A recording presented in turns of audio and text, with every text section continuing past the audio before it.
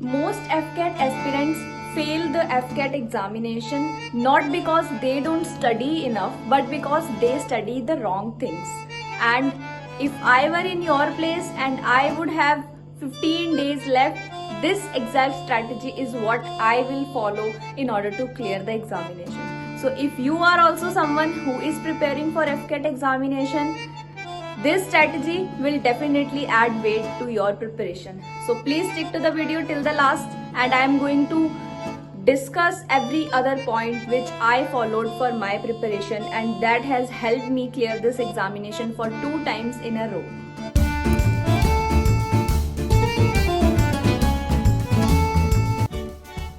So one thing which aspirants fail to understand is FCAT examination is not like any other examination. For that matter, it's not like CDS or any other one day examination, क्योंकि यहाँ पे चीजें बहुत ज्यादा straight forward पूछी जाती हैं.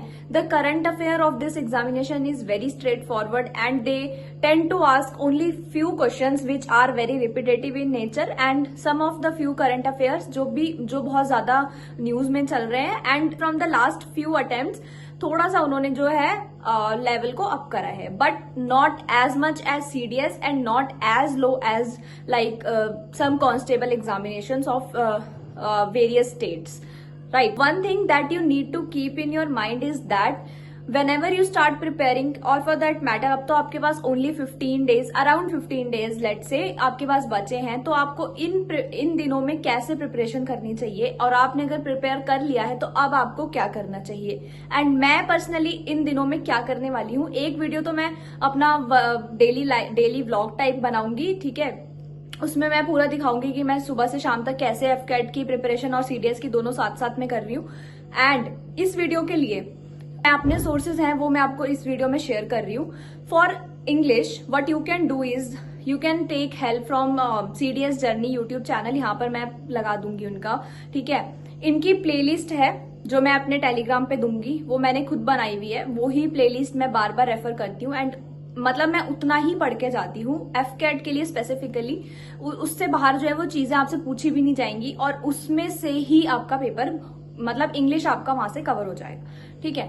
और जीके के लिए I will suggest you 2 channels, एक तो CDS journey and one is insight SSB, ठीक है. तो आपको जीके और करंट अफेयर्स, इनके लिए आपको ये दोनों ही चैनल फॉलो करने हैं. एंड जो प्लेलिस्ट है वो मैं आपको प्रोवाइड कर दूंगी, आपको इसके बाहर कुछ भी पढ़ के नहीं जाना है.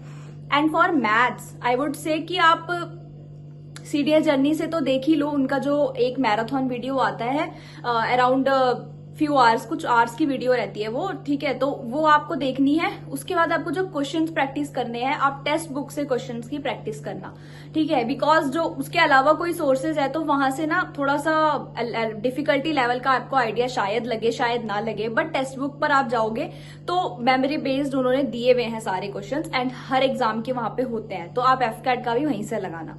And for reasoning what you can do is कि मैं आपको एक पीडीएफ अपने टेलीग्राम पे दूंगी, उसका लिंक डिस्क्रिप्शन में है, मेरे टेलीग्राम चैनल का ज्वाइन कर लेना.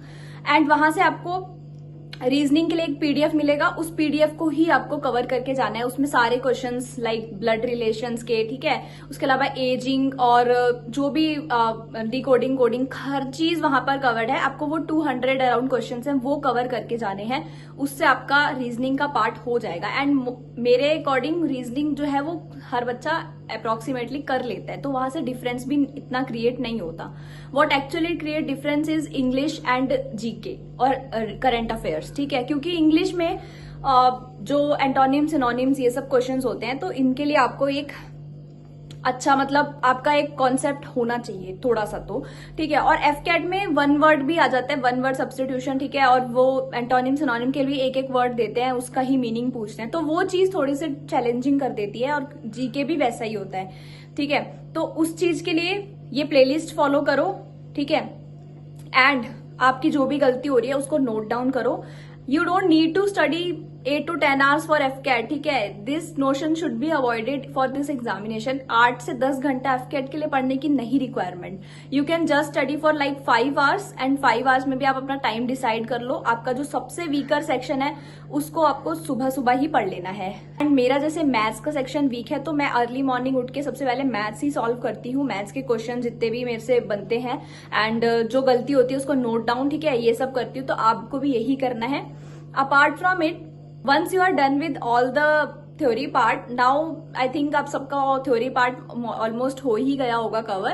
And as for mocks, I'll suggest कि आप टेक्स्ट बुक के मॉक्स फॉलो करो एंड नॉट CDS जर्नी के मॉक्स, बिकॉज जब जब मैंने उनके मॉक्स लगाए हैं तो मेरे मॉक्स में ज्यादा मार्क्स आते हैं बट एक्चुअल एग्जाम में उन मॉक्स में से थोड़े से कम ही हो जाते हैं. ठीक है, सो आप थोड़ा लेवल अप के ही क्वेश्चंस की प्रैक्टिस करो सो दैट आपके लिए थोड़ा सा अगर पैटर्न चेंज हो, लेवल थोड़ा टफ हो तो आपके लिए ज्यादा डिफिकल्ट ना हो and you are able to tackle it. So this is the brief strategy that few days for the FCAT examinations.